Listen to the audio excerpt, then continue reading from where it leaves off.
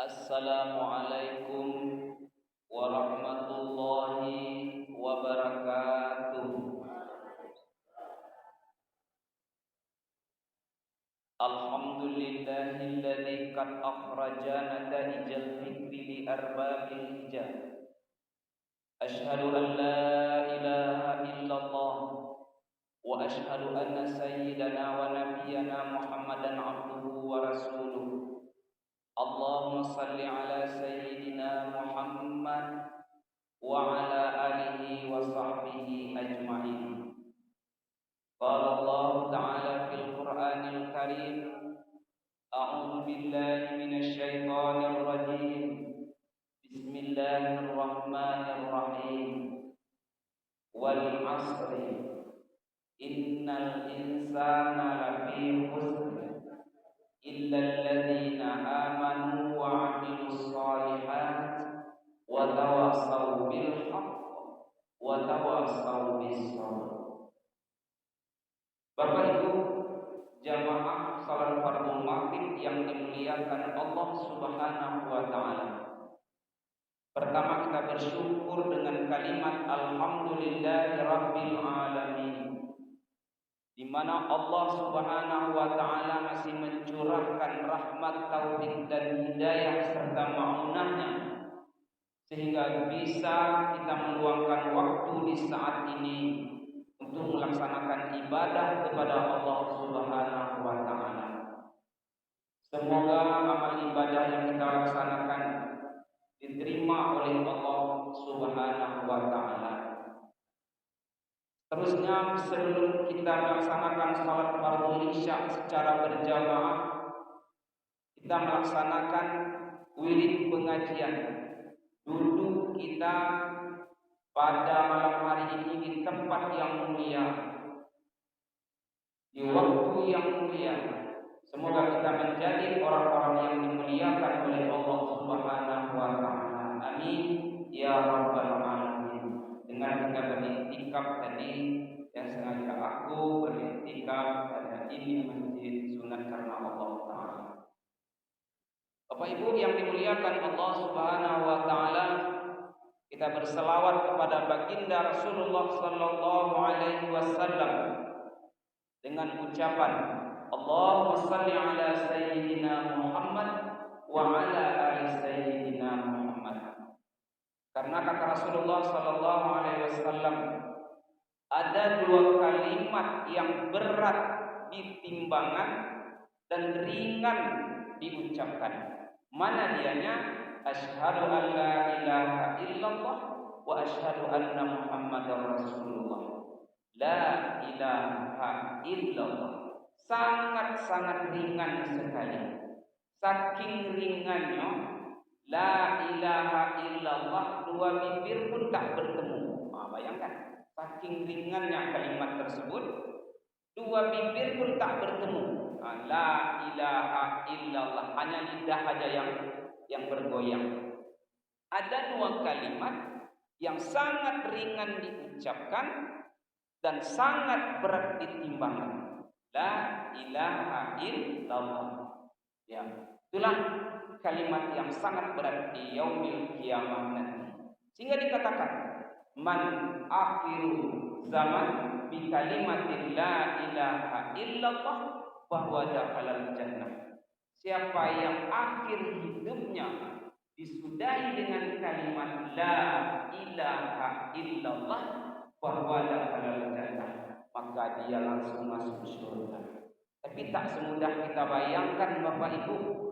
Seketika kita nazak, artinya ketika sakaratul maut itu datang, ya kalimat ini sangat berat diucapkan kalau tidak kita biasakan setiap hari mengucapkan kalimat la ilaha illallah. Ya, sehingga kita berdoa kepada Allah Subhanahu wa taala, Allahumma ja'al akhira kalamina indal tihai ajalina qaula la ilaha illallah Muhammadur Rasulullah sallallahu alaihi wasallam kalimatul haq. Ya Allah, akhirilah hidup kami seketika ajal kami itu datang, ya Allah, dengan kalimat la ilaha illallah Muhammadur Rasulullah. Kalau tak kuat lagi kita membimbing saat orang sakaratul maut, ikuti nafasnya baik. Karena lambat tuh Allah, ya kan? Allah. Kalau orang mau meninggal itu kan nafasnya diatur satu-satu. Kita iringi, ya, kita iringi kalimat la ilaha illallah. Kalau kira panjang, kita ikuti aja dengan kalimat Allah sampai berpisahnya ya jasad dengan roh, diantar oleh kalimat la ilaha illallah. Bapak Ibu yang dimuliakan Allah Subhanahu wa taala, selawat beriringan salam tidak lupa pula kita kirimkan kepada arwah junjungan kita, yakni Nabi besar Muhammad sallallahu alaihi wasallam, dengan ucapan Allahumma salli ala sayyidina Muhammad wa ala ali sayyidina Muhammad. Assalamu alayka ya Rasulullah, assalamu alayka ya Habibullah. Bapak Ibu yang dimuliakan Allah, saya tadilah mau keluar rumah Bapak Ibu, ditelepon oleh koordinator pendidikan, Ustaz kami berhalangan malam ini. Ustaz kami berhalangan malam, tolong Ustaz daripada nanti tak ada pengajian di masjid. Yang asli dengan yang serap beda Pak, ya Bu. Kalau yang asli ini tahan banting, kalau yang serap itu tahu. Kalau ada angin, kalau tidak ada angin tak digunakan orang jauh. Bapak Ibu yang dimuliakan Allah Subhanahu wa taala, pada suatu ketika Imam Al-Ghazali memanggil muridnya. Panggilnya muridnya ramai-ramai lah, sekitar 300 orang di saat itu. Dikumpulkannya murid, dia memberikan pengajian, lalu dia bertanya, wahai murid-muridku, di dalam kehidupan ini wahai muridku, apa yang paling jauh? Maka muridnya menjawab, sesuatu yang tak nampak di mata kepala, itulah yang paling jauh. Maka bukan itu wahai muridku yang saya maksud. Yang paling jauh dalam kehidupan ini adalah masa lalu. Ada 4 hal yang tak bisa kita ambil dalam hidup ini lagi Pak. 4 hal yang tak bisa kita ambil. Bapak cari batu sebesar kelingking, campakkan ke laut Dumai. Jangankan ke laut Dumai, ke kolam aja dicampakkan Pak, diambil baliklah payah. Tak bisa dicari.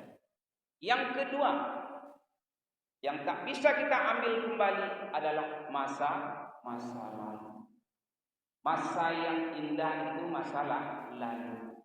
Masa yang bermain-main itu masa lalu.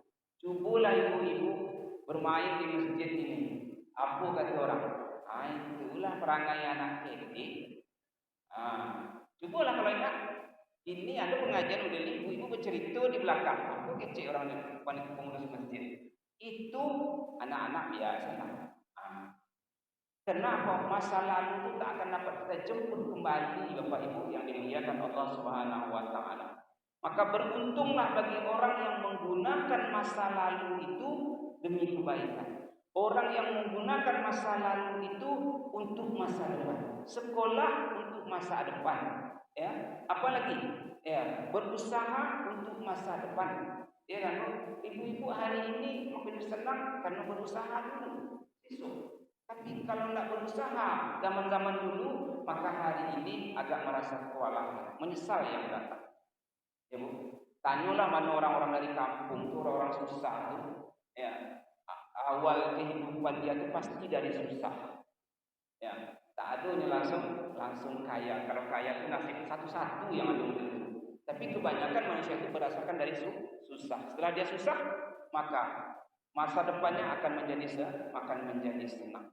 Jadi masa yang paling jauh itu adalah masa lalu. Yang tak bisa kita ambil dalam kehidupan ini 4 macam.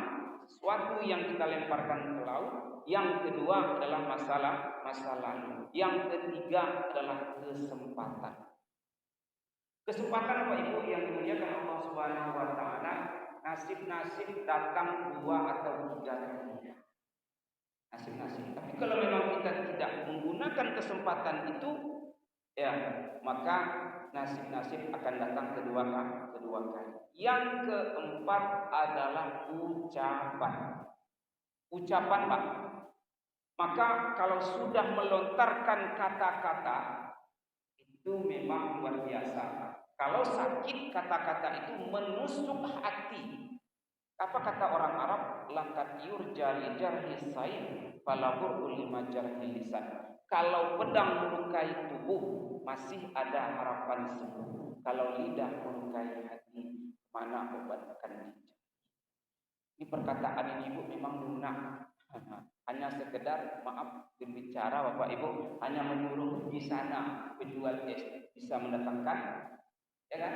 Bahaya, begitulah. Padahal biasa-biasa saja kan? Hanya ucapan. Yang sedikit itulah yang dipermasalahkan orang. Apa? Ya Bapak Ibu maaf saya sampaikan. Contoh. Hanya sedikit perkataan, hanya kata sedikit apa? Goblok. Sedikit itulah yang dipermasalahkan orang. Bapak Ibu yang dimuliakan Allah Subhanahu wa taala, memang lidah kalau sudah berbicara payah nak dikontrol Bapak Ibu. Apalagi membicarakan orang. Ya. Paling enak itu membicarakan orang. Yang paling tak enak itu dibicarakan. Itu paling tak enak. Tapi yang paling enak itu membicarakan orang. Yang ini nambah bumbu sedikit, yang ini nambah lagi sedikit, yang ini nambah sedikit. Akhirnya ya ucapan yang sedikit tadi nambah sebesar seenak-enak membicarakan. Bapak Ibu yang dimuliakan Allah Subhanahu wa taala, kalau ucapan sudah dilontarkan untuk minta maaf itu berat. Ya. Untuk memberi maaf itu berat. Tak seberat yang kita bayangkan. Berat Pak. Tak semudah membalik telapak tangan. Begitulah kalau sudah ucapan dilontarkan. Maka dengan demikian Bapak Ibu yang dimuliakan Allah Subhanahu wa taala, Allah Subhanahu wa taala berpesan betul ada 5 macam. Yang tadi hamsan qabla hamsin. Jaga 5 sebelum datang hari. Jaga sehat sebelum datang sakit. Jaga senang sebelum datang sempit. Jaga waktu apalagi lapang sebelum datang waktu sempit. Dan jaga waktu kaya sebelum datang waktu miskin. Jaga hidup sebelum mati. Kita hari ini jaga hidup sebelum mati. Ya, kenapa? Sebab yang lain dah dilalui semua. Sehat dah kita lalui. Ya, senang dah kita lalui, lapang dah kita lalui. Dan kita lalui semua Pak. Yang kita belum lalui hari ini apa Ibu? Pak? Yang belum kita lalui hari ini adalah kematian. Kalau yang lain sudah, ya, sehat sudah, senang sudah, lapang sudah, kaya sudah. Walaupun di mata orang kita tidak kaya, tapi kan kita mengira kita sudah kaya. Cuma satu yang belum kita lalui, yakni kematian. Maka Rasulullah SAW berhati-hatilah hidup dalam kehidupan sebelum datang kematian. Maka kita berdoa kepada Allah Subhanahu wa taala. Allahumma aslih lana dinana alladzi wa ismatu umurina. Ya Allah, baikkanlah agama kami sebagai permudah urusan kami. Wa aslih lana akhiratana allati fiha ma'aduna. Baikkan urusan akhirat kami ya Allah, tempat kami kembali. Wa aslih lana dunyana allati fiha ma'ashna. Baikkan dunia ini ya Allah karena tempat kami hidup. Ya. Waj'alil hayata ziyadatan lana fi kulli khair waj'alil mauta rahatan lana min kulli syarr. Jadikanlah kematian itu adalah kesudahan kebaikan bagi kami, dan jangan kau jadikan kematian itu adalah kampung akhirat. Sudah mati itu adalah kejahatan untuk kami. Kalau ada jahat tinggalkan di dunia, maksudnya seperti itu. Kalau ada yang baik-baik, itulah yang dibawa ke akhirat. Bapak Ibu yang dimuliakan Allah Subhanahu wa taala, suatu ketika seorang ayah berkata kepada anaknya, "Nak, besok kalau ayah mati," di saat itu pagi Pak, waktu pagi hari sama-sama mencabut rumput depan rumah bersama anak-anak. Berkata seorang ayah, "Nak, nanti kalau ayah meninggal dunia, tolong pakaikan ayah baju yang ayah pakai sekarang, baju kaos yang sudah buruk Pak. Itu kata pesan daripada seorang ayah kepada anak. Tak lama kemudian ayahnya meninggal. Setelah meninggal, dimandikan. Setelah dimandikan mau dikafani, anak itu berbisik sama-sama anak.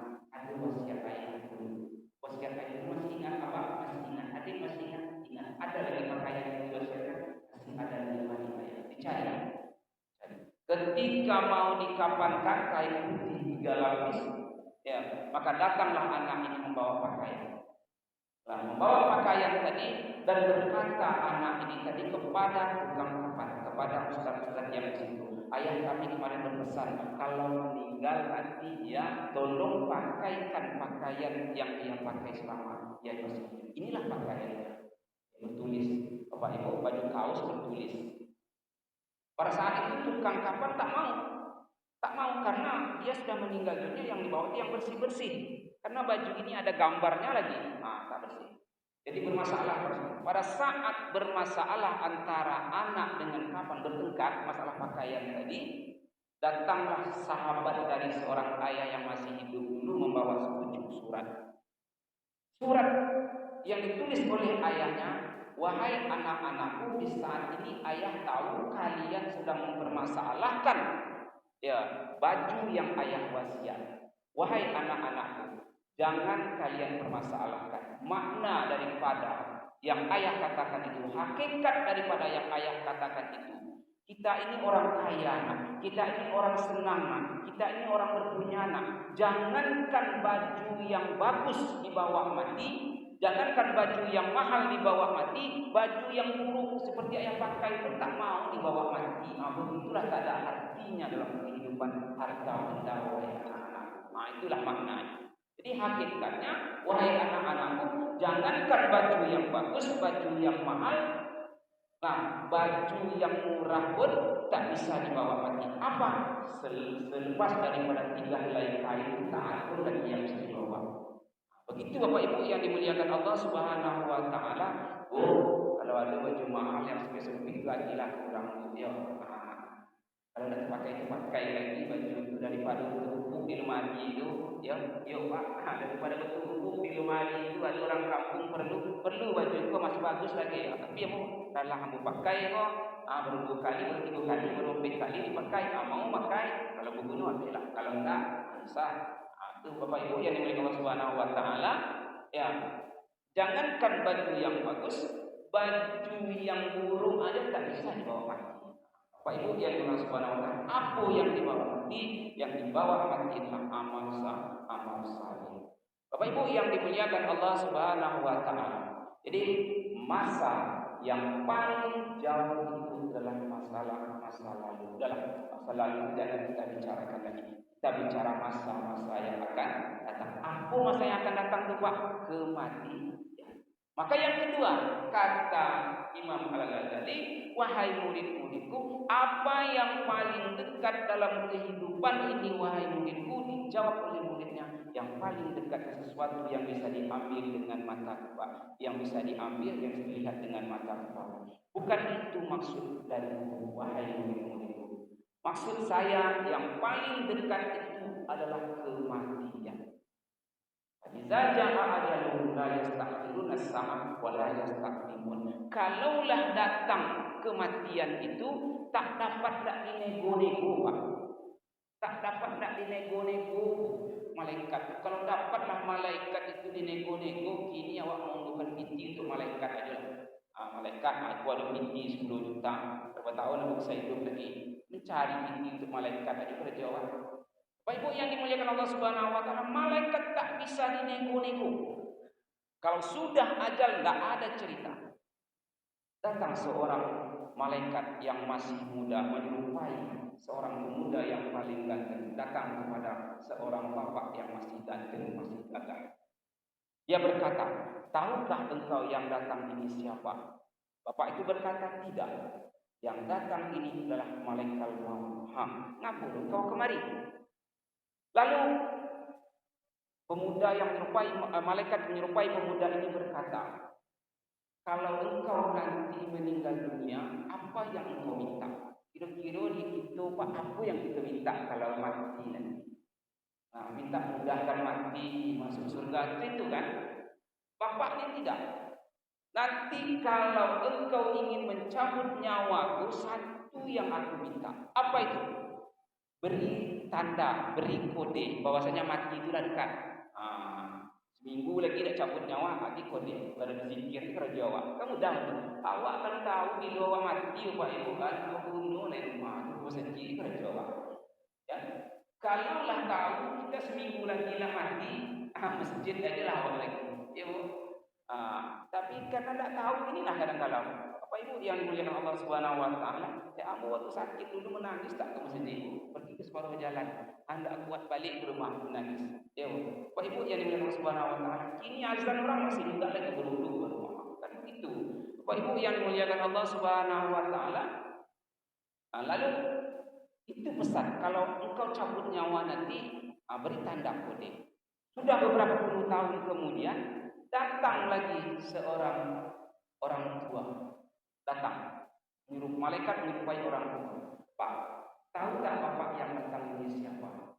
Tak tahu, tak kenal mengenal. Yang datang ini adalah malaikat maut. Dia janji kita 10 tahun yang lalu. Sabar kata bapak.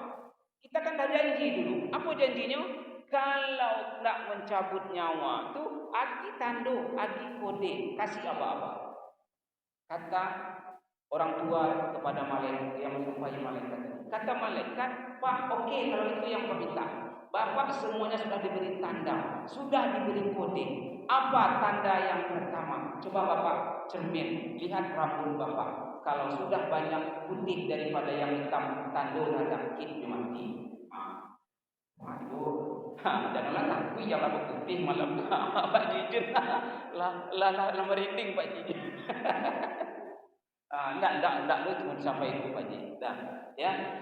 Itu tanda kode lah dekat. Ibu janganlah sedih kaji kepada tadi itu menyakit hati. Nama dia itu. Lah, sehat lagi Pak Ji. Yang kedua, lah tanda lah dekat dengan maut itu adalah coba apa pandang ini. Kalau awak ke periksa mata kan dibuatnya gini kan, ke berapa Pak. Kalau ikut berapa model itu kan, coba Pak cari di pandangan apa begini ya, berapa? Alah kabur, banyak yang kabur daripada yang terang. Itu tandalah dekat cuma. Bapak Ibu yang dimuliakan Allah Subhanahu. Kalau mata awak sudah kabur Bapak Ibu, tandalah dah cuma. Kemudian yang ketiga, dahulu tenaga kau kuat, tenaga fisik engkau kuat, coba sekarang berapa kilo sanggup engkau mengangkat. Itu tanda-tanda kematian sudah dekat.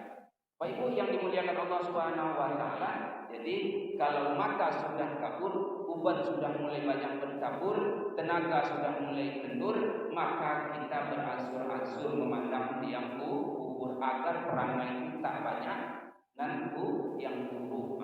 Bapak Ibu sama-sama kita banyak-banyak memandang ada orang mati Pak ya kubur. Jangan sampai di rumah aja mengatakan sampai ke yang kubur tu. Assalamualaikum ya kalian ya. Kan itu awak cakap kepada ahli kubur. Insya-Allah kami akan sambung dengan tunggu je lah masuk. Kami sambung. Kami akan mengiringi model itu bahasa. Bapak Ibu yang dimuliakan Allah Subhanahu wa taala, ya, kematian itu kalau sudah datang, dia tidak akan bisa kita minta maju dan tidak bisa kita minta mundur kalau kematian itu sudah datang. Maka Bapak Ibu, apa doa kita? Allahumma khtim alaina a'malana wa ajalana wa umurana bi ahsanil khatimah wa la takhtim alaina a'malana wa ajalana wa umurana bi su'il khatimah. Allahumma ja'al, ya Allahumma khtim alaina, ya Allah, sudahilah kehidupan kami ya dengan baik kesudahan. Jangan kau jadikan akhir dari kehidupan kami itu jahat kesudahan. Itu permohonan kita kepada Allah Subhanahu wa taala agar mati itu menemui kepada kita itu dalam keadaan husnul khatimah. Bapak Ibu yang dimuliakan Allah Subhanahu wa taala, apakah mati itu sakit? Sakitnya mati itu tak ada bandingannya. Lebih sakit mati daripada sakit gigi. Dan itu kata orang sakit mati itu sekali itu sudah tidak hidup lagi. Kalau sakit gigi diulang lagi besok. Itu yang membuat awak takut. Pak Ibu yang dimuliakan Allah Subhanahu Wa Taala, sakit mati itu sakit. Haus mati itu haus. Dahaga ketika mati itu dahaga. Di saat kehausan datang, air yang ada di lautan tak akan bisa menghilangkan dahaga. Ketika kesakitan datang, tidak ada obat yang akan bisa menolong. Suatu ketika Rasulullah Sallallahu Alaihi Wasallam pulang daripada masjid berkhutbah. Saat itu Rasulullah keletihan. Lalu Rasulullah meletakkan kepalanya di atas kaki Siti Aisyah. Bapak Ibu yang dimuliakan Allah Subhanahu Wa Taala, saat itu jugalah Rasulullah karena keletihan tertidur. Di saat Rasulullah tertidur nyenyak, Siti Aisyah membalik rambut Rasulullah. Ternyata sudah banyak yang putih daripada yang hitam. Lalu Siti Aisyah menangis. Karena menangisnya Siti Aisyah, jatuhlah air mata. Air mata Siti Aisyah itu menjatuhi pipi Rasulullah Sallallahu Alaihi Wasallam yang sedang tidur nyenyak. Pada saat itu apa yang terjadi? Rasulullah tersintak dari tidurnya. Dia lihat Aisyah dalam keadaan menangis. Lalu dia bertanya, wahai Aisyah, apa yang engkau tangiskan? Lalu Aisyah menjawab, ya Rasulullah, di saat engkau tidur tadi ya Rasulullah, saat engkau tidur tadi ya Rasulullah, aku membalik rambutmu ya Rasulullah. Aku lihat banyak yang putih daripada yang hitam. Aku mengkhawatirkan umur engkau tidak berapa lama lagi ya Rasulullah. Lalu apa yang membuat engkau menangis? Yang membuat aku menangis wahai Rasulullah, kalaulah engkau meninggal dunia ini, bagaimanalah dengan agama yang engkau bawa ini, yang selama ini agama yang diredai oleh Allah Subhanahu Wa Taala, yang menjadi pengorbanan bagi dirimu, bagaimanalah keadaan setelah kamu meninggal dunia? Inilah yang aku tangiskan ya Rasulullah.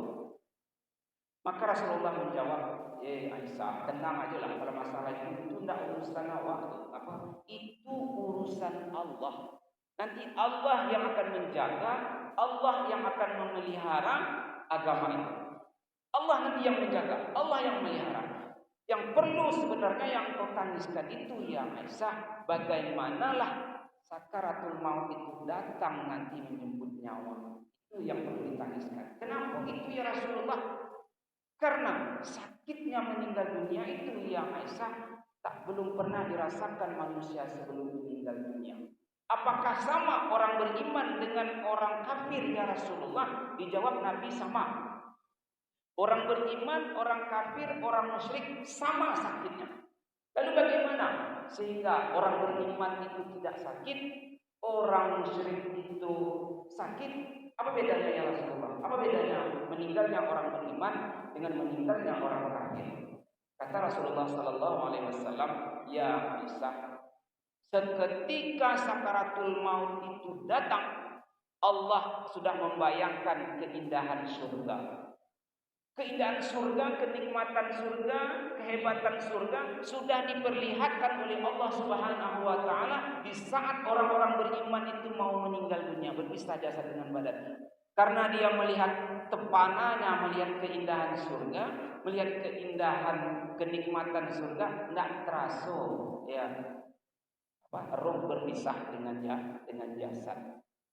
Sakit ya Rasulullah, sakit. Bagaimana sakitnya Rasulullah? Ya, perumpamaan sakit mati itu sebagian kecil. Ambil kambing itu yang masih hidup itu, kupas kulitnya. Seperti itulah sebagian kecil. Awak jangankan dikupas kulit ini Bapak Ibu, luka sedikit aja betapa sakitnya. Tapi sakit mati itu bagaikan kulit yang dikupas hidup-hidup. Bagaimana rasanya? Bapak Ibu yang dimuliakan Allah Subhanahu Wa Taala, sama-sama bagaikan lembing yang dihunjamkan dari kepala sampai kaki. Setelah sampai di kaki, diikat dengan bola-bola duri, akhirnya ditarik kembali, melekatlah daging dan urat di duri-duri tadi. Sebagian kecil sakitnya maut itu wahai Aisyah. Jadi bagaimana supaya tak sakit? Allah akan bayangkan keindahan surga. Allah akan bayangkan kenikmatan surga. Akhirnya apa yang terjadi? Tak terasa sakitnya mati. Bapak Ibu yang dimuliakan Allah Subhanahu wa taala. Jadi yang paling dekat itu adalah kematian. Innal mautal ladzi la tafirru minhu. Fa idza jaa ajaluhum la yasta'khiruna sa'ah wa la yastaqdimun. Sungguhnya mati itu tak akan bisa kita elakkan, Pak. Tak bisa kita elakkan. Kalau sudah sampai ajal kita, kemanapun kita pergi, tak akan bisa lari. Ada seorang pemuda yang sangat takut dengan mati, Pak. Takut mati. Kalau kamu mendengar cerita mati itu, takutnya, ketakutan dengan mati. Saking takutnya dengan mati, pemuda ini pergilah ke hutan belantara. Sampai hutan belantara itu, dia terus berjalan. Dia cari tempat yang aman. Diperkirakan, sebelum itu dia buat peti. Dia buat peti bagus-bagus. Dia kunci dari dalam, biar malaikat maut tak datang. Masuklah dia ke dalam peti. Tak lama, tak beberapa menit, tak ada nafas lagi, sesak nafasnya. Akhirnya tak tahan dia. Berpikir, memang tak bisa dielakkan yang namanya mati. Akhirnya dia pergilah ke hutan belantara. Sampai di hutan belantara itu dia berjalan. Yang tak ada kampung orang lagi. Berjalan dia. Terus dia berjalan, dilihat di depannya ada seekor harimau. Apa dalam hatinya? Dia tak bisa lagi awak lari daripada mati. Kenapa? Masih juga nak menyelamatkan diri, takut daripada mati. Dia lihat di kiri kanan, rupanya ada pohon kayu yang sangat besar dan rindang. Dia terpikir, harimau ini biasanya payah, tak pandai manjat. Harimau tak pandai manjat. Betul tak dapat? Harimau tak pandai manjat. Akhirnya naiklah dia ke pohon kayu tadi. Sampai di pohon kayu tadi, apa bahasa anak muda ini? Lebih dia daripada mati. Saat itu kalau bahasa awaknya, tibalah dua dialog antara harimau dengan pemuda tadi. Apa kata pemuda? Selamat adil daripada mati mau. Itu bahasa awaknya. Apa kata harimau kalau bahasa awak dalam artinya? Tunggu silah tu saat kau pasti lapar. Di mana kau mau cari makanan? Saat kau lapar nanti kau pasti turun. Saat kau turun itulah makanan. Kata harimau. Waktu pun terus berjalan. Waktu berjalan rupanya betul. Pemuda ini kelaparan. Dah mulai lapar. Lihat di bawah harimau sudah masih menunggu. Pemuda ini lihat dahan yang dia pijak, kayu yang dia panjat itu rupanya berbuah. Buahnya rupanya bisa dimakan dan mengenyangkan. Akhirnya dia makanlah buah tadi yang kulit-kulit campakkan kepada harimau. Mau ada lebih daripada mati, ada lebih makanan untuk kenyang. Masuk dalam kantung kiri kanan, persiapan jangan sampai lapar. Harimau kan lapar nanti itu dia lari. Itu pemikiran yang ada di pemuda. Bapak Ibu yang dimuliakan Allah Subhanahu wa taala, waktu pun terus berjalan, pemuda ini tidak melihat kiri kanan depan belakang. Dia sudah keenakan dan kenyang. Dia menunggu harimau lari ini kalau sudah lapar. Dia lupa bahwasanya dahan yang dia pijak itu ada 2 ekor tikus. Satu warnanya putih, satu warnanya hitam. Apa kerana tikus tadi? Tikus ini makan tak kasar, halus-halus makannya kan? Digerogol sikit. Dahan yang dia pijak tadi buah. Akhirnya patahlah dahan tadi, jatuhlah pemuda tadi di depan harimau, habis dimakan oleh harimau. Apa bahasa sindiran atau bahasa pelajaran yang dapat kita ambil dari kisah ini, Bapak Ibu yang dimuliakan Allah Subhanahu wa taala? Pemuda itulah manusia, kadang-kadang lupa dengan mati, kadang-kadang takut dengan kematian. Pohon kayu itu apa? Pohon kayu itu diibaratkan perumpamaan iktibarnya adalah kehidupan dunia. Kehidupan dunia itu, Bapak Ibu yang dimuliakan Allah Subhanahu wa taala, semakin hari semakin indah, semakin hari semakin bagus. Diponis semakin bagus kehidupan dunia. Akhirnya lupa, nak sadar umur awak perasaan tadi pagi SD. Inilah tak sekolah lagi awak. Tak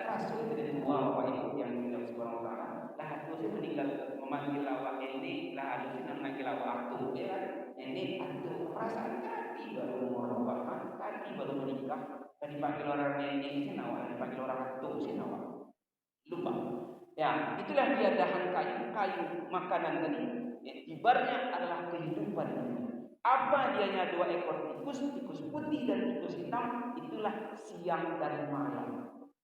Nah, siang malam apa caranya menghabiskan umur kita. Dahan itulah dianya umur perumpamaan. Tikus putih makan, tikus hitam makan. Siang berganti malam, malam berganti siang. Sehari berganti minggu, minggu berganti bulan, bulan berganti tahun. Akhirnya kita sudah dekat dengan kematian. Siapa dianya harimau tadi? Ibaratnya adalah harimau itu bagaikan malaikat maut. Dia siap menunggu perintah dari Tuhan. Siapa yang akan diterkam? Ya, Bapak Ibu yang dimuliakan Allah Subhanahu wa taala, dia menunggu saja. Malaikat maut menunggu siapa? Bapak Ibu yang dimuliakan Allah Subhanahu wa taala. Ya Bu, saya masuk rumah sakit petang, Bapak Ibu ada mendengar orang sebelah bilang pagi, orang sebelah atau pagi gampang juga Bapak Ibu. Ya, main-main siku sih malaikat maut Bapak Ibu. Bapak Ibu yang dimuliakan Allah Subhanahu wa taala, ya, itulah dianya sakaratul maut. Kalau sudah datang, dia tidak akan minta dimajukan, tidak akan bisa minta dimundurkan. Cuma kita ini harus berikhtiar. Ikhtiarnya apa? Ya wa'mal lidunyaka ka'annaka ma'isyuha. Kita berbuat apa?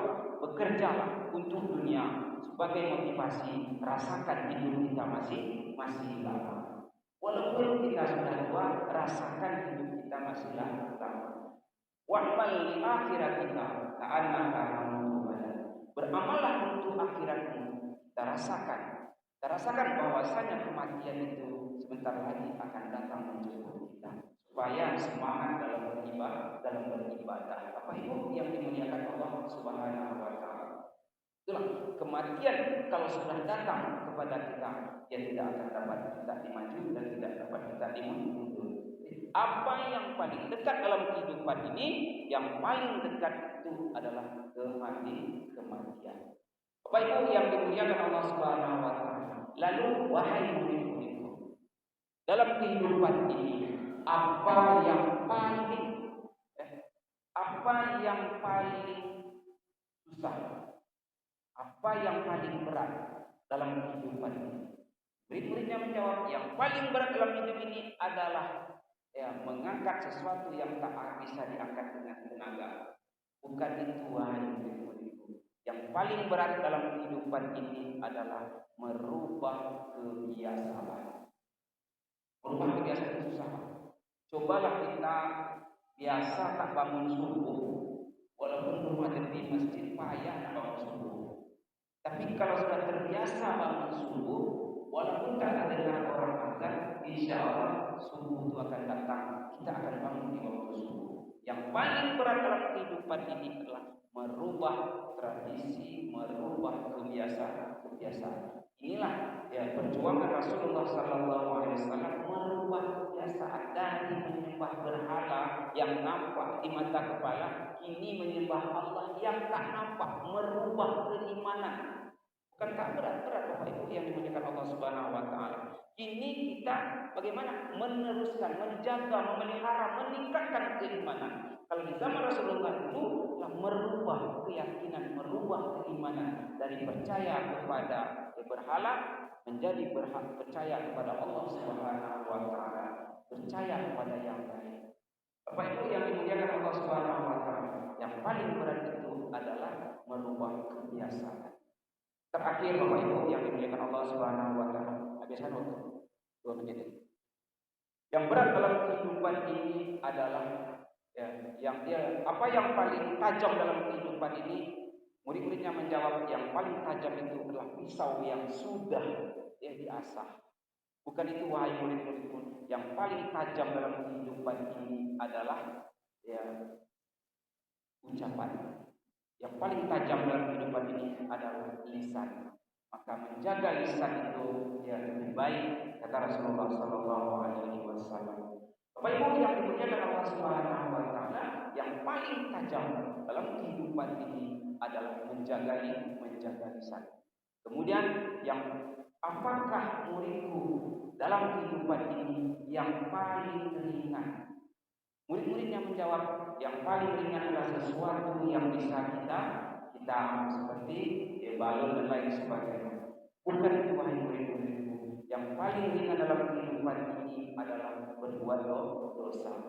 Yang paling ringan dalam kehidupan ini adalah berdosa. Nampak orang lalu lain jalannya, kecil dia waktu ada dosa apa? Kemudian ada orang lalu membawa kuih dan diakhirnya bawa kuih tadi, ada dosa itu. Ya, nampak orang pakai baju orang awak cerita kan, orang itu ada dosa. Baik yang dengan Allah Subhanahu Wa Taala, kalau dosa-dosa seperti itu, ya istighfar kepada Allah Subhanahu Wa Taala. Baik yang dimuliakan Allah Subhanahu Wa Taala, demikian yang dapat disampaikan. Lah Pak Ji, itu ya. Udah kan masuk waktu kan? Sudah masuk. Demikian, mudah-mudahan ada manfaatnya. Saya yang menyampaikan dapat mengamalkan, Bapak Ibu yang